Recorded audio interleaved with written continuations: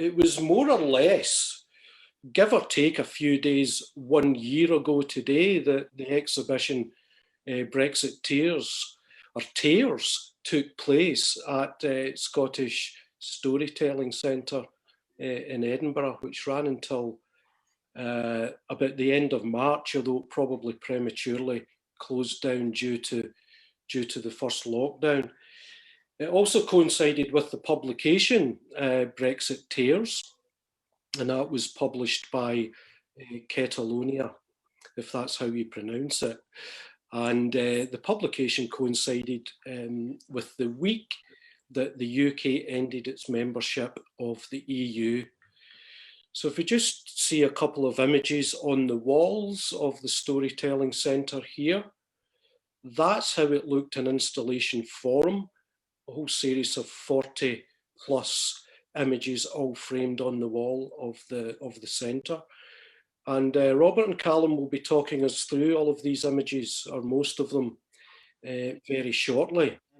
It's kind of good to be talking about this project with Robert, because it is so kind of different to what my work is normally about, both in terms of technically, not so much in terms of working with a poet. I've kind of been involved in one or two projects around that before, but in terms of a kind of text image response thing, it was really new to me and very different technically, in the sense I was using the most basics of cameras, i.e. an iPhone camera, as opposed to what I would normally use, which is very studio based and very bound to what is seen by a large format view camera, 5x4, or quite frequently a 10x8 camera.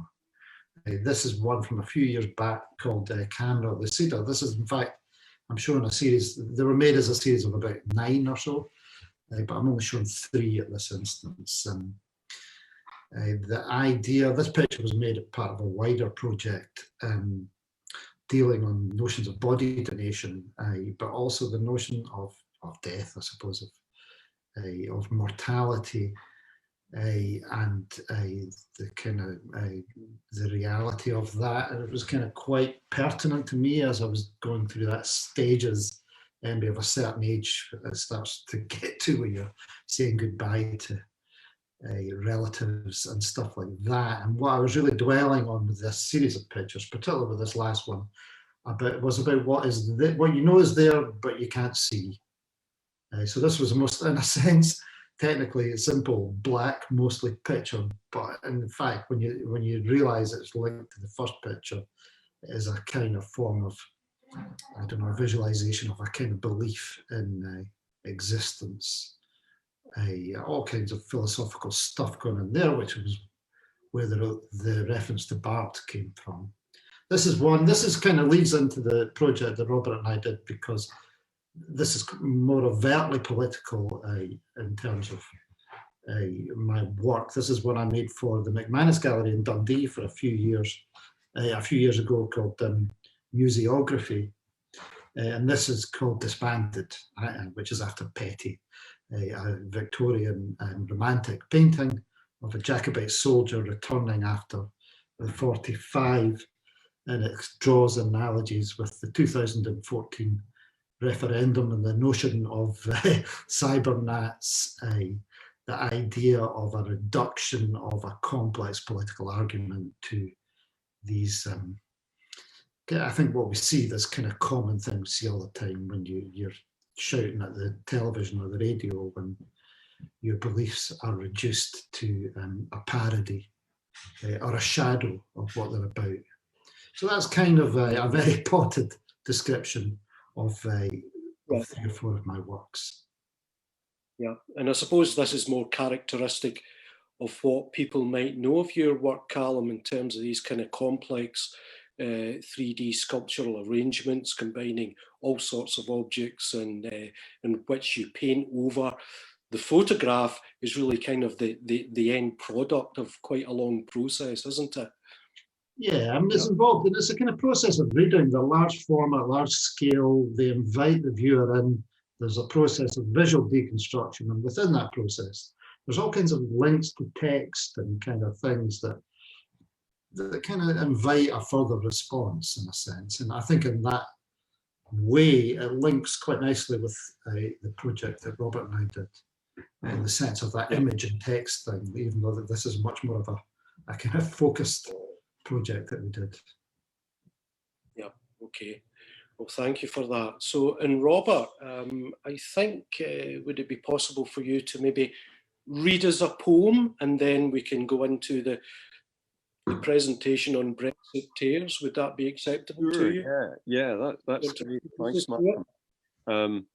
Just in the same way as Calum's images in this show of instagraphs are a bit different from what he usually does. So the tiny texts that I have made, which are even shorter than most texts that you might find on a phone, are rather different from what I usually do as well.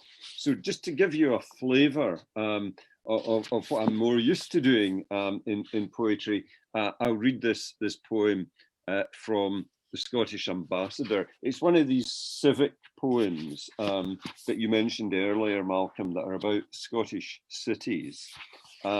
And because, not least, this is an event run out of Glasgow, this one is the Glasgow poem. It's called Levity. Take maybe about 4 minutes. So if you want to make a cup of tea, now's your chance. Baghdad of the West, Gallimaufry of Zaha Hadidari, heavy with locos, liners, yards and docks, docked now of shipyards, sculpted, pearled into shining titanium hulls where Wild West meets West End. Your square-bashing sandstone Kremlin an offcut of Venice. Your galleries a showy clone of Santiago de Compostela, one-off of sugar and gallousness, Adam Smith and preening Baroque.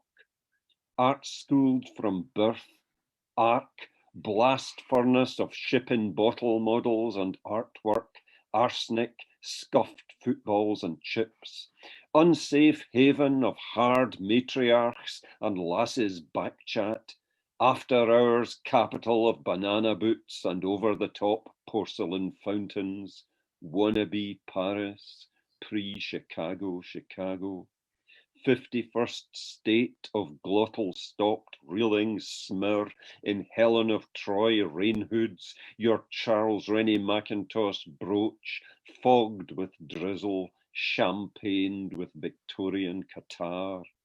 Tenemented redoubt of roll-ups, landed with God's geology to use as your doormat, Viridian lochs and bends, Renaissance anvil of spires and boot scrapers, Scotia bar of bards, gay hardmen's last stand, palace of perished velveteens, all second city edginess, fossil grove, puddled panache, operatic, fat, incessantly jumpy with static, gralching yourself, tearing yourself apart to hit back through lesions or drooled ferro-concrete bridges, jokes and spread betting, canals, class war and bombs flung by staunch hunger strikers, polis of asbestos spit, morphing into a stained glass Randan Ramstam disco of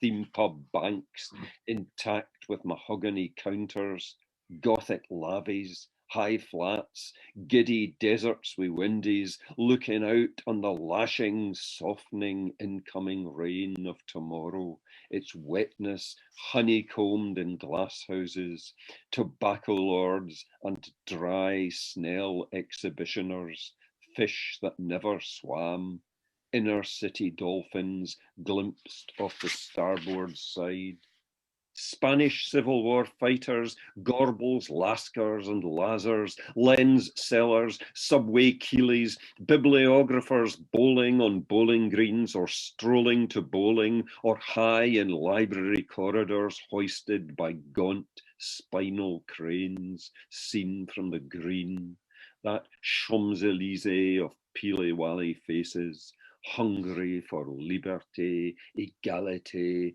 fraternity in all their forms, despite the imperial sweat of plunder they profited from, the feared years of tears and blood shed at home in domestic violence, cath-prods, slashings, and away mismatches in thin red lines that still hurt but can't stop the levity that's yours and yours alone, and will last longer than Horatian bronze just because it's laughter. So that, in its great big long rolling lines, is an example of the kind of stuff that I had been doing not so long before Brexit Tears was born. But maybe, as often happens, you kind of react against a wee bit what you've just done. So Brexit Tears, it takes the form of these instagraphs, which are not even as long as a line of poetry, and are not quite poems. They maybe have aspects, the delineation might matter, the layout on the page might matter, there might be wee sly winks in them, but they're rather different from what I usually do. And maybe if we start looking at them, then Calum, whose work I had known since the 1980s, but whom I'd not met until just a few years ago, maybe Calum and I can just chat about them a bit. Please do. Thank you for the poem, Robert. So yes, a wonderful segue into Brexit Tears. So take it away. Yeah.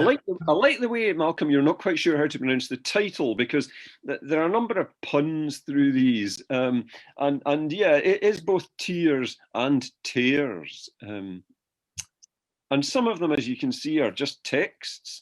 And others of these instagraphs are a mixture of text and image.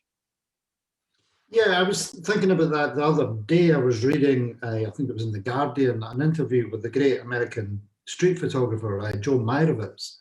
And he, of course, known for all these amazing pictures in the streets in the States.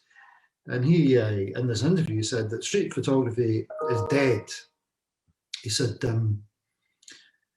everybody's on their phones. You can't get, there's no romance in the streets. Nobody's interacting. They're all walking along, looking at their phones.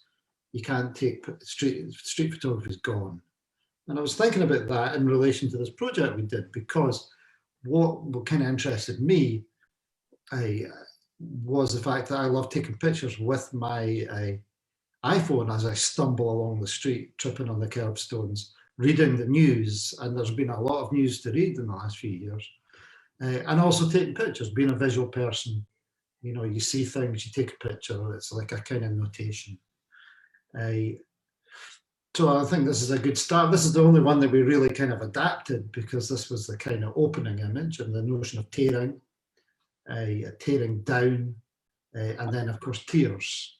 I remember being very keen that there was an actual ripped image, and I remember also you being kind of wary of that, Calum, not wanting to tear your image in two.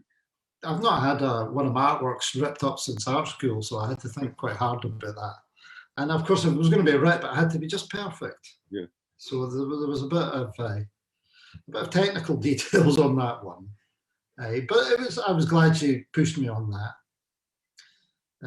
What's kind of interesting, you know, what kind of, I don't know, it was really kind of good because it was so of the time, but also it keeps coming back on us, you know, that image, further attempts to restore order in Northern Ireland, you know, given what's going on at the moment, it's very apposite. You know, so I don't know, Brexit is, you know, it's like, I don't know, it's like a bad meal, it keeps coming back on you. Yes. So it was really a question, you know, of a bit of to and fro, firing images backwards and forwards, stuff that I had and stuff that I made in reaction to the work, images I made. I love this picture of a cockerel that I took in a market, a Highland show or something in Cooper in Fife. But I just love that stance of that bantam. And this one was taken in Reykjavik. But, you know, I was brought up to believe that the Tories had little tails and horns that you couldn't see. So there was a kind of resonance there, and the notion of cruelty and poverty and all the things that we're seeing unravel in front of us. I don't know, Robert, if you're thinking about that in terms of how these words came to you, because that was kind of, they came to you first, and then it was a response from me. Yeah, I had these kind of subverted slogans, I suppose, in a way. People say that poetry and politics don't mix. And sometimes that is very true. You don't want poems simply to function as propaganda. And yet at the same time, whether you think of Virgil's Aeneid or the Renaissance Scottish poems of George Buchanan or Burns's Scots Wha Hae or MacDiarmid or some of Edwin Morgan, poetry often engages with politics and articulates political ideas. So I suppose these tiny wee subverted slogans were coming partly out of thinking about that. Yes, I think, yes. You know, this is one of my favourite images in the sense that if you look at the window on the bottom, you just see this lone figure kind of at the bottom. And I took that from a window of a hospital, and not a particular good point in my life. And, you know, it's kind of, there's a kind of resonance to the images that you want to take to the resonance of the words. This one, quite simple, but it's a face, it's Scotland. And it was great fun kind of taking that, because, you know, I do sort of think about words. This one is great. And this was a wedding reception in this hotel in Angus with stuffed wolves on the wall. I don't know if that's the best thing to eat your wedding meal over, but there we go. I loved the way you were able to generate, along with the text, these kind of unexpected juxtapositions, because I think it's important that the texts are not descriptions of the pictures and the photographs are not illustrations of the text. They're kind of working together. So that you see them and they work very suddenly, which is one reason for calling them instagraphs. Mm-hmm. Yeah, and there was that sense of, you know, particularly that one we were looking at, the SNP, the SNP, you know, that was one that I had in my head, and I made an image, and then I came along and I saw this other image and I thought that one's better, that fits better. You know, and this one's a kind of cruel image, but it's a kind of thing about self-image, and what we're seeing now, particularly down south, is this kind of reinvention of some kind of mockish image of what Englishness or Britishness means, and it's a pastiche. And this one, of course, is just kind of about surreal. It's like a surreal moustache. It is, in fact, the cat disappearing into a mirrored cupboard. And I suppose the words are about Boris, but they're also about Brexit going on and on and on, and people just get fed up with it. Yes. Yeah. This one, that was it. That was my office in Dundee, and they came in and insulated the pipes and put in some new piping, something to do with, I don't know, some bug in the water or something. But I just was so amazed at such a small sink that required such an elaborate amount of piping. I always laughed every time I came at the office. But sometimes it's just kind of, you know, it's quite visceral, really. I mean, you know, Wales, the anguish of it all, the idiocy of our politicians. And this is the only one that actually has no text, because we avoided using an image that had any writing in the images. And then we thought, well, maybe just one that is just an image with text in it kind of adds a little kind of nuance at the end. Completeness. So yeah, this one, just a garden shed. Kind of quite kind of sad, you know. We're in a politically interesting but equally kind of sad time, I think. You know, the notion of the politicization of art, one of the things I've noticed since these last few decades living back in Scotland is that everything's become political, particularly since 2014. And, you know, you're making art and you're not being overtly political, but it is kind of construed that way. Yes. This is the golf course. I thought it was quite funny, that idea of kind of this kind of golf course, golf clubhouse type attitude. And this is a newly wrecked bunker. And of course, it evokes a thumbprint or a notion of identity. That's the plumbing through pelicans. I don't know why that made me think of Donald Trump. I think it's the hair. I think there should be an investigation into Donald Trump's hair. I saw a picture of Donald Trump on the news, and he was standing next to Kim Jong-il. And I thought, well, if people think they're mad, they should meet their hairdressers. Like you, I lived in England for quite a number of years, and would like to think of myself as Anglophile. But when I was at university as a postgraduate student, I was at the same college as Boris Johnson, and in fact, my time there overlapped with Boris's. And so there is a kind of revulsion that occasionally bubbles up in these, I think. Not least one that I think might be coming up in a wee minute, which mentions Boris directly. Yeah, and this one, I'm assuming it suggests perhaps that there's some kind of interference in the Brexit referendum. Perhaps. Yes. Surely not. I thought that kind of mix, that, you know, between image, text, and just text, and kind of moving backwards and forwards, I quite liked that. And there was quite a lot of thought in terms of the book. Because when you hang an exhibition, it's often a reaction to the space as much as anything else, the way you might lay out a body of work, because we showed them, first of all, in the Royal Scottish Academy. But some we did it slightly differently. Yeah, we used some of the just the text ones were on these kind of placards. I was amazed to find actually you could just go online and send them a bit of text, and through the post you got a placard. It's kind of for the lazy demonstrator. You don't have to make your own placard, it just comes to you in a bit of plastic. But the placards in some ways suited them because they are partly about sloganeering, I think, and subverting slogans. Yes. But they also sort of hover between everyday life and agitprop and fine art, I suppose. Mm-hmm. Yeah, I mean, I think, you know, when we... and Robert Crawford. Yes. Well, when we made the pictures for the book, we brought in a designer to help with that and to kind of get the typography just right on the page. This one said the deals in the detail. Yes, everybody's really close to their laptops now. Yeah. So there was a kind of different thing, whereas when we put the stuff on the wall, it was much more just kind of like do it in Photoshop, put them up there.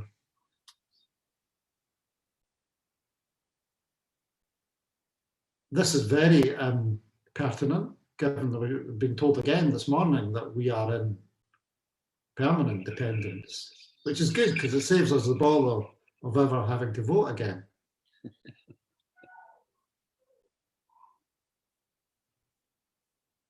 So I'm trying to remember what the thinking was when we changed the font with this one. I wish I could remember. I think it was just so that you see, as with a number of them, you see one thing and then you realise, oh, there's something else going on as well. I think it was just about that. Just to kind of throw the eye. Yeah. Yep. Oh.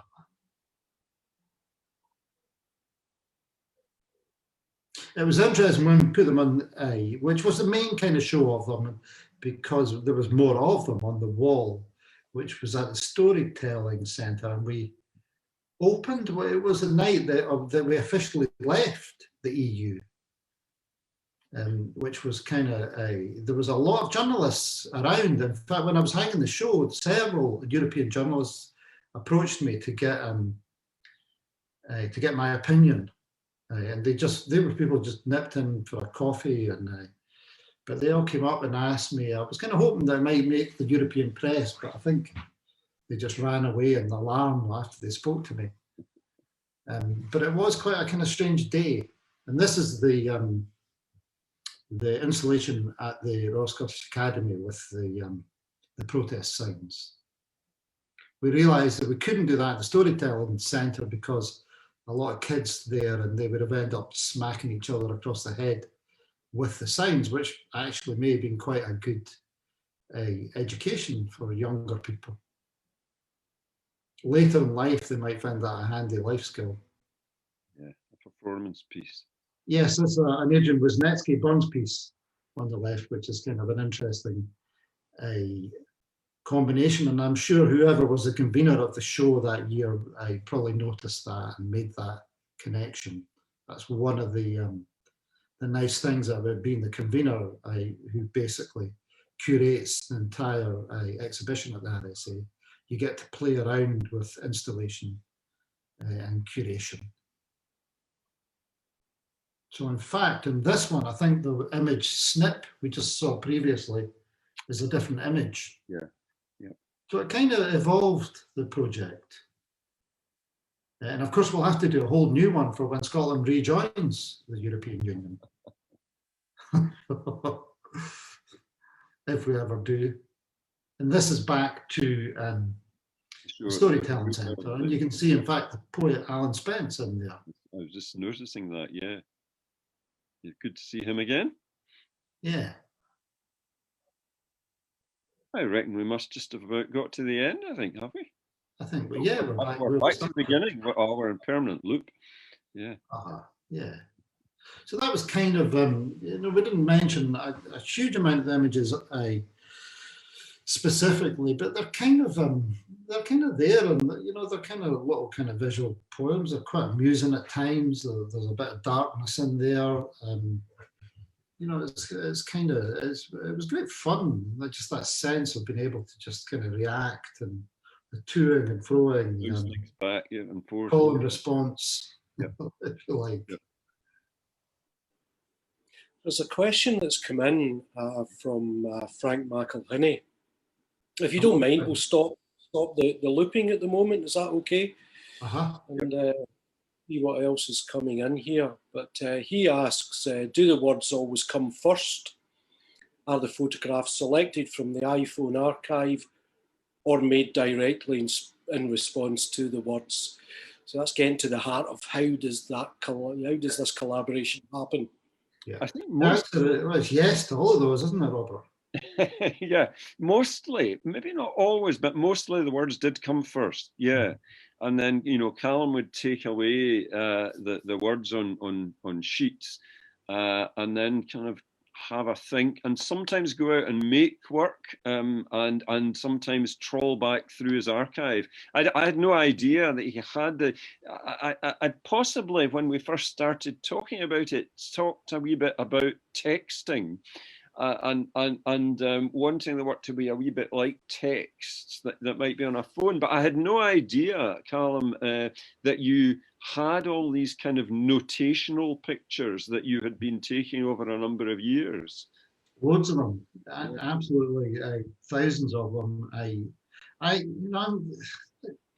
been a photographer for quite a long amount of years, and having a number of cameras, I've only ever really bonded with 2 or 3 cameras in my life.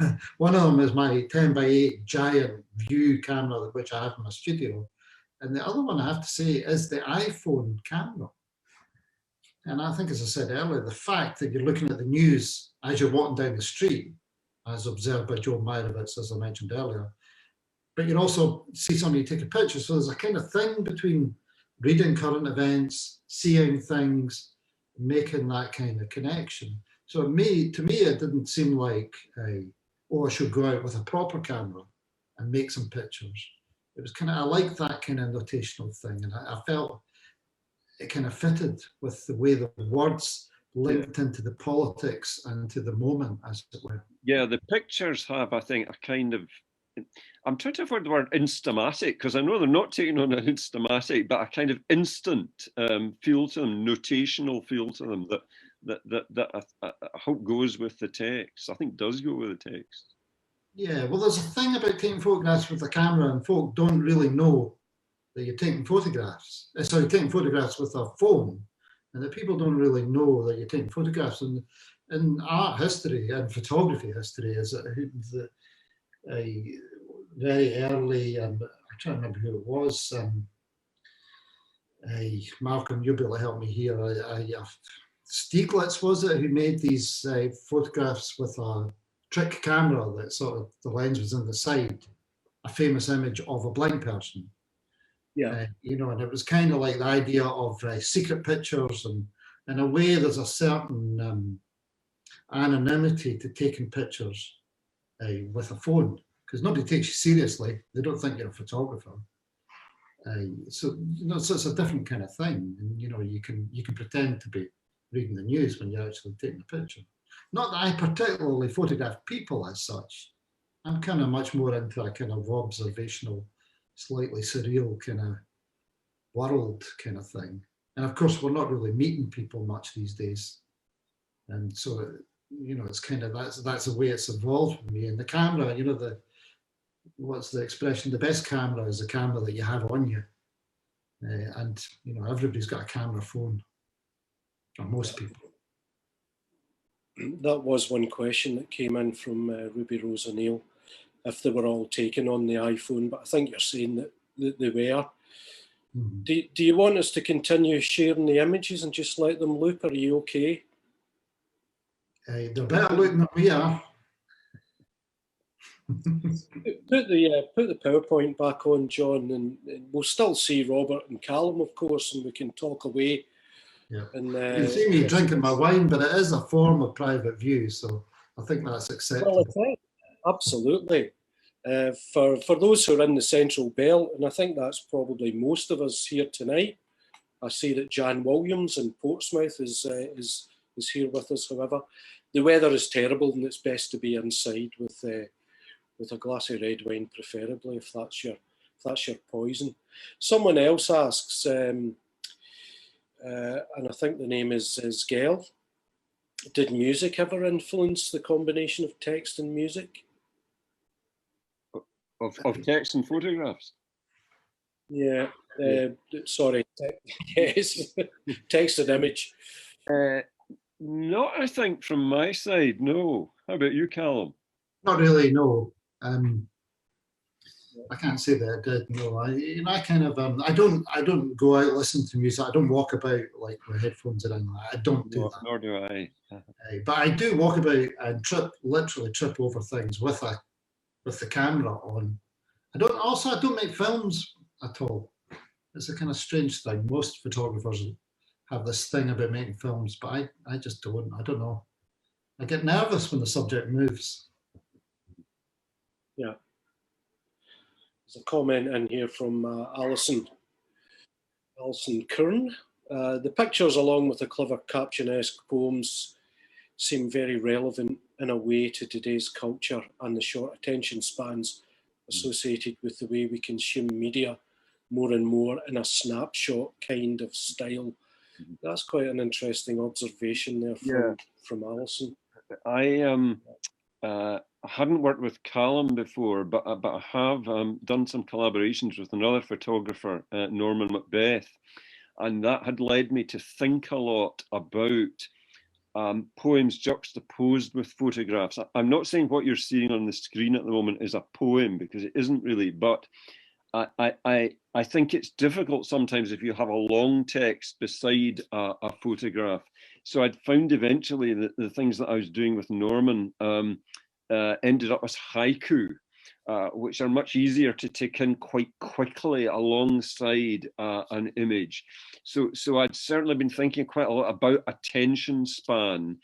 And I've written quite a lot about poems about technology and engaging with technology. So certainly all that was in my mind, and that made me, for some reason, I think, all the more excited when Calum said, oh, I've got all these photographs on my phone, because as I say, I hadn't known he did that, and I thought, oh yeah, that's probably going to work quite well.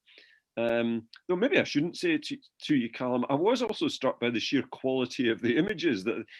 Just the technology of the phone is so good now. The images are so sharp.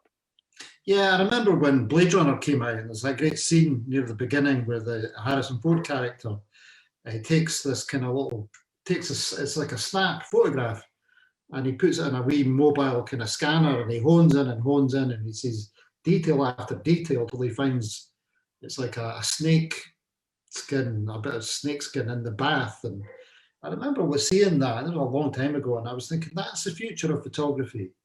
You know, and one day these kind of cheapest, most basic digital cameras will be fantastic. They'll, you know, because the quality exponentially gets better year after year. Whereas that doesn't really happen with analog photography. It's there and it's great, but it's not going to change particularly. It'll eventually disappear, I assume.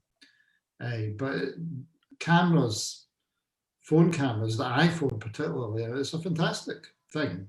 There's things about it I don't like, but image quality is really amazingly impressive. And it's there, it's on you. You know, and I've talked about this image before, you know, it was something I saw at a window, and it kind of echoed the situation that I was in, which it wasn't a good situation. And for me, it has an emotional resonance. And it's just a picture. I saw it, I took it. You know, that's kind of what you do with cameras if you're obsessed. This one was one where I remember we changed the image. The image originally was a kind of snip in the sense of a bargain, and they were kind of tartan things on a stall. But then you changed it to cutting through the wire, and I have to say, yeah, I remember kind of lighting up when you showed me that image. I thought, oh yeah, that's good. And that one. I kept thinking of vasectomies. Yeah. I don't know why. Yeah, I was thinking of that when it came up just now as well. Sinister. Yeah. So I thought about vasectomies and devolution. I don't know, and this is just there's a lot of Latin in this too. You know, tempus Brexit, cogito ergo. I suppose that's a Boris one. Yes. Boris the classicist. Well, it begins with C. This is just my daughter in her bizarre tights, but the notion of a kind of a ghoulish marriage of right-wing ideology and Brexit.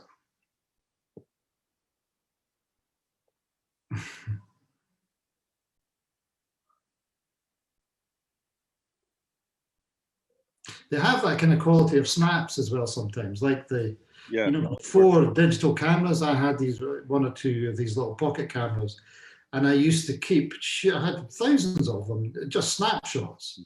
In the same way with the iPhone, it just all goes in the cloud or whatever. But in the old days, I used to just have them as imprints, as they were called. And I used to put them in my bigger pictures as I saw them as kind of windows into other worlds, as well as a kind of re-reference to photography. And now the iPhone has kind of replaced all that. And it's much better because it's instant. I like the word snap. The word snip comes in. The word snap nowhere comes into the text. Yes. In a sense, the texts are almost as if they're snipped. So between the images and the text, there's a kind of snap chat going on, if you like. Uh-huh. I quite like this one in the sense that it just evokes the sound. It just kind of we could have gone a few ways with that one, and it's quite Hitchcockian. That's a very old picture, actually. All the other ones were kind of quite nearby. Oh God, that was somebody selling me something. Yeah, I wish I could claim credit for the words in this, but I can't. That was entirely yours. Yeah, I was on holiday somewhere in south of Spain, and it was just in a shop window. I find this one quite a sad one, in a sense it takes you to the reality of things like cutting foreign aid all the things we were told weren't going to happen, and we all knew were. Yes, yes. It also, like one or two of them, it also means something a wee bit different now when we're all in lockdown and vaccine nationalism and European borders and control of vaccines have all become an issue in a way that they weren't when the images and the texts were put together originally. It's funny looking at this. In some ways, I think this was a very ill-starred exhibition, in as much as it was going on tour after being at the Storytelling Centre, and it did open in the Junior Gallery in St Andrews on the very night before lockdown. So it was there for a day, and the gallery was closed. So it's wonderful that it's now at street level and it's going on tour virtually, at least. Yeah. Yeah. It was to have the exhibition itself in Trongate 103. I was quite keen on that happening. And then potentially at Hill Head Library, which is a great location. Yeah. Well, we were keen too, but then look. But let's look at this as a segue in the meantime, you know. So. Yeah. Yeah, I think so. I mean, yeah, it's sitting in my storage waiting. What is wrong with you? There's also a kind of Scottishness to a lot of this. It's the play on words. What's wrong with you? I like that a lot. But there's also thinking about, you know, that kind of, I don't know, a kind of reduction thing, because that's what I think what we're seeing in Scotland. I do think we're living in a country where we don't actually, there's something missing in terms of how we report news, how we talk about ourselves. It doesn't feel like it's all there to me. I don't know. I can't really place it. I just don't feel that half the country at least is even represented. I think a lot of what we get presented as news is just pastiche, or it's blatant propaganda, or it's just uncritical rehashing of punchlines from half-witted politicians. Well, these are punchlines in a sense, but I suppose it'd be good to think they were a wee bit more complicated than just that. I'm certainly keen on the idea that Scotland is a very complicated place, and yes, and even linguistically, you know, because there are in the text there are wee winks towards Scots, there are wee winks towards Latin, you know, two other languages of Scottish literature historically, and Scots still today, as well as the pieces being principally in English. And we winks towards Mr. Burns, who I think we're both keen on. Very much so.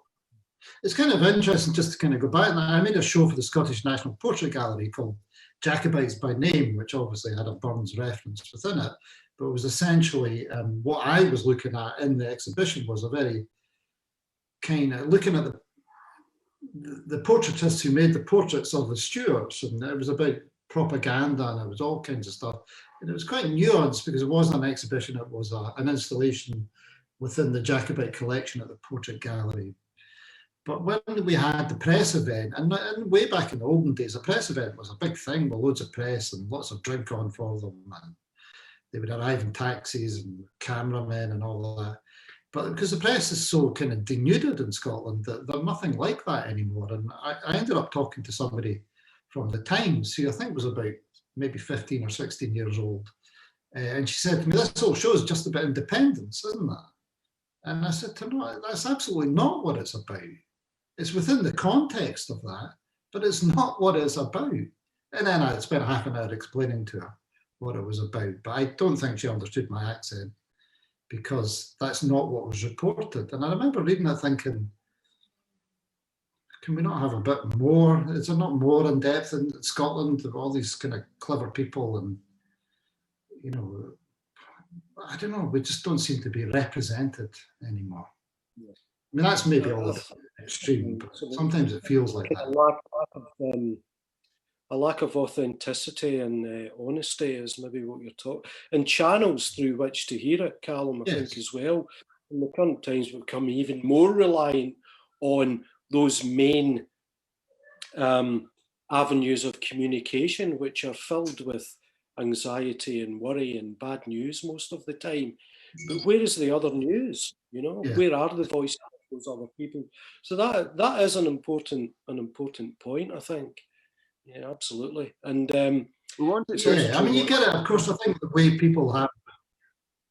just the one that's on the screen at the moment, the country dance one, you kind of wanted to give it a wee positive kick at the end, and a wee just sort of kind of flirtatious mobility at the end, I think. I'm all for flirtatious mobility. that's nice. That's a nice term. I think I'll adopt that, Robert. A couple of, can you just mention a couple of questions which are kind of broader, kind of unfortunately takes us away a little bit from very salient thing that Calum was talking about there in terms of how people interpret what it is you're doing and saying. But do you consider earlier movements in regard to text and image, you know, such as Kurt Schwitter's and Mare's collages? I think that's maybe more directed at you, Robert. But there's another question in relation to that, which is concrete poetry. Would you describe these as concrete poetry? And Hamilton Finley's name has come up. Yeah, I'm certainly a great fan of Ian Hamilton Finlay. And I was taught as an undergraduate at Glasgow by Edwin Morgan. I for decades kind of thought it was impossible to do anything in the area of concrete poetry, really because Morgan and Finlay had done so much. I also like the Brazilian concrete poets from whom they learned. Not least, there's a famous Brazilian concrete poem that subverts Coca-Cola, and at one point turns Coca-Cola into the word cloaca, which is the Latin for drain. And that image has always stuck in my mind. So yes, I am aware of a kind of history of concrete poetry. And have done some concrete poems of a very different kind more recently. These, as I say, I wouldn't think of most of them as concrete poems, though there are aspects of concrete poetry that they feed off. Yeah, good. They're very well suited to social media postings and campaigns, I have to say. But let's come back to that. In terms of anything you had lined up, Calum or Robert, you know, a rather glib question is do you think Brexit's going to affect any of your international collaborations that you had in your sights on the horizon? Well, funnily enough, my other sort of project that's just about to come out is a thing called Curriculum Violette, which is as different from this as you could think about. But in my mind, at least, it does tangentially relate to Brexit. It tells the life of a woman called Violette Sabo, who died at Ravensbrück when she was 23. She was an Anglo-French agent, and she was captured having been parachuted into France. And this event, this wee book's going to be launched in a week's time by a tiny press in Geneva called Molecular Press. But it is too, in a sense, about Europe and about what Europe might mean and what Europe did mean. So although that's a much more, if you like, serious, solemn, even grim work, it's also experimental, but in a very, very different way from this. I think it's hard not to think about Brexit and Europe at the moment.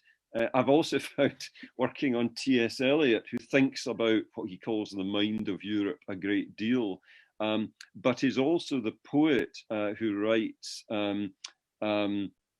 History is Now and England. I just can't get away from thinking about the relationship between England, Britain, Scotland, and Europe. Yeah. That looks an amazing publication, Robert. I think for me, it's kind of exhibitions are not going to happen for a little while yet. So I've spent my time making funding applications, unsuccessful, sadly. Also looking at a potential project with the portrait gallery, but mostly doing a lot of teaching because the art schools are really in a difficult position now. We've got to do what we can to help students kind of get the best experience that they can. And I know that's been quite controversial, but the art schools are really trying to make the best of a desperate situation, unprecedented lack of access to the buildings. Art schools are mini communities, and the most amazing thing, all of them, they're amazing places. So a lot of my energies have actually been poured into Duncan Jordanson and helping that kind of translate to online teaching to a certain degree, doing what we can for the students and for research and all those things within the college. So I look a little bit jealously on all these reports of folk twiddling their thumbs with nothing to do but grow beards, because I would like a bit of that. But the college, I'm very committed to the college that I teach in, and you want to see them make this transition and see that, do the best you can for the students. So that's taken a lot of my time and energy, and quietly in the studio catching up with bits and pieces here and there, and obviously taking lots of pictures with my phone. So I'm never, in my entire career, I'm never without some kind of cunning plan for some kind of future project or some kind of idea. So I've got lots of them. I mean, a long-standing ambition, maybe for 20, 30 years, I've had is to do a version of Jericho's Raft of the Medusa. Is it Jericho? I think it is. Yeah. The Raft of the Medusa, as actually a contemporary, quite kind of quite political, but also quite kind of universal kind of picture on a massive scale. And that's something that I want to achieve before the knees pack in. Yeah. Well, yeah. Funnily enough, I was mentioning haiku, which is a form that I used to really hate, but has had its revenge on me recently, and I suppose for me that is bound up with this working with artists and photographers and thinking about very short forms. And I've been writing a lot of haiku. There's a poem that's just come out in the present London Review of Books. It's called Old World, which is a sequence of about 70 haiku, which I was absolutely delighted that they took, but I didn't dare tell them that it was actually a third of the whole thing. So I have a lot of haiku, often to do with environmental topics. But the way individually they work is a wee bit like these, in as much as they are tiny, bite-sized units, albeit collaged together to make a larger ensemble. Mm-hmm. Fantastic. Well, I think we're going to draw it to a close now. Been absolutely fascinating, and it's been inspiring to listen to the both of you. I think this could go on for a long time, couldn't it? Until we till the bottle's empty. yeah. And I wish it would. So great to hear the poem read live. Great to hear both of you speaking directly about this work. The one thing about the online engagement here is the exhibitions, we would not get to hear your voices in this way. So it is very important. It's not a complete substitute for what the exhibition experience or for readings in a public place, but it does pretty well in the meantime, and we have to carry on with that as we do in supporting other people in their creativity also. So and just a kind of it's almost as good as the book, Malcolm. We we should thank James Robertson and Catalonia for bringing the thing out as a book, as well as thanking you for having us here. Thanks. It's been great. James is in attendance tonight. Thank you very much, James. So yes, if you want the tangible item that you can hold and look at, you can buy it from Catalonia. The link has been shared in the Facebook feed there. So I think that's it for this evening. Thanks to all the audience for joining us, to Calum and to Robert for sharing their insights. So much more to the experimental and the weird, to words and to visual delights, but importantly to flirtatious mobility. Let's fight for that as much as we can. So thanks to everyone for coming, and we'll see you all again soon. Okay. Thank you, Malcolm. Thank you, Malcolm, and thank you, John, for all the technical stuff. Yeah. Thanks, both. Bye-bye.